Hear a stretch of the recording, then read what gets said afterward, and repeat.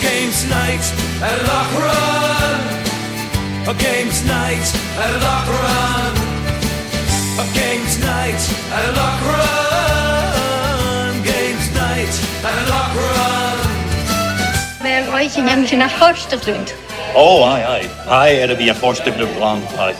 She like tackers this sportsal haun some, Labrach Gaelic at all, agus like Geamaichean sportsal a ionad chluicheas.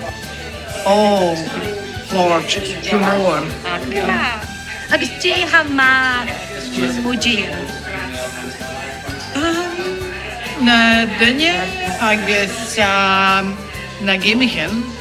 Come here, talk Cariciano, agus do me bring Gaelic and the Glasgow also study.